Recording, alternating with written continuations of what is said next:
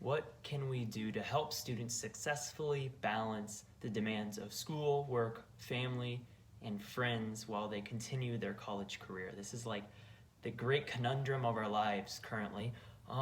So I did some college maths to kind of help us suss it out. We have 168 hours per week. To go to school full time, it's a minimum of 12 credit hours per semester, which balances to about 12 hours of core or class time per week. And the average advice is that you study 2 hours for every 1 hour that you're in class. So you have 36 hours of school time per week. If you work just under full time, you get 35-ish hours per week of working, and then you sleep 7 hours per night. That's 49 hours of sleep. You subtract this out, you have 49 or 48 other hours. Things that you do in your other hour part is like time with your family, traveling to and from work, free time, eating, bathroom. So if you want to poop, this is in that time. Exercise and creating really awesome time budgets. So with all of this, we discussed on our panel, how do we make this better? How do we solve this issue? And Samantha found a source that compared it to kind of like juggling, that all these things in your life you're throwing in the air and you're trying to just keep it all afloat as you're like work, and then you got to go to school and you're catching and throwing, and it can get really hectic. And it also became clear this is kind of like on everyone's mind at this point in time. Rafaela found a source. It was Balancing Work and School, published by the Mental Health of America, which produced the fact that 70% of students are stressed about finances, which I think is really the key of this tandem of you're between, I gotta pay for school so I go to work, but then I'm stressed about having enough time for school, which I'm doing and I wanna do well in because I'm paying for it, and you're just back and forth about this.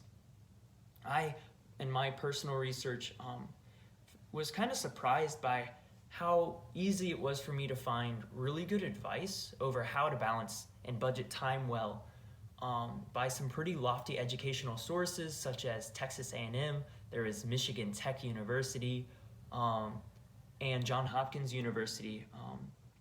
Those were kind of the main ones that I was looking at.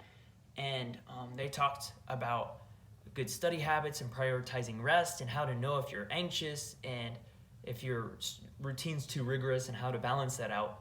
But I was also kind of surprised by how much of that information I could have told someone. Like I already knew it just by going to university or college for a couple years. So with all this information that we kind of talked about and I chewed on for a little bit, I've come to a conclusion and a solution, if you were, and it actually is really simple. It doesn't cost a lot of money, and it only requires time and effort from the student. And that is, we continue to do what we're doing. Advisors keep doing awesome jobs, putting out great websites of, hey, here's some advice, and being willing to talk to students, saying like, putting out posters, if you feel like you're drowning, come see us. And at the beginning of school years, having informational meetings saying, hey, this is how to do school life balance really well. And then you just let students figure it out. And if they don't want to listen to those things, they just have to learn the hard way, which is kind of what I did. I didn't look at any of those resources, and I just figured it out. And now I could write one of those pages after doing a couple semesters of school. And my reasoning for this viewpoint is that in college, we are adults, but a lot of us are new to this adult mindset. And when we leave college, we're not going to stop being busy. We're not going to stop having demands in our lives. We're not going to stop having to pay for things that we necessarily don't want to put that much money into it, like books.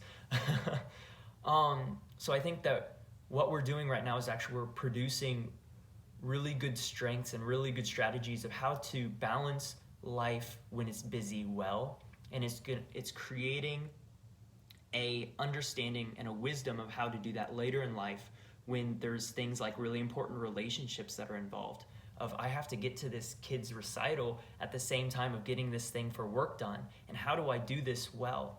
this is important, and we're learning it right now. So we're actually producing these fruits and these strengths in our lives that are critical at this point in time, even though it's hard. And I don't think that this negates that school at times can be overpriced. Yes, and that's a conversation that can be had, but I think that if we put training wheels on this season, it could really hurt us in the long run, because we're teaching people how to fish.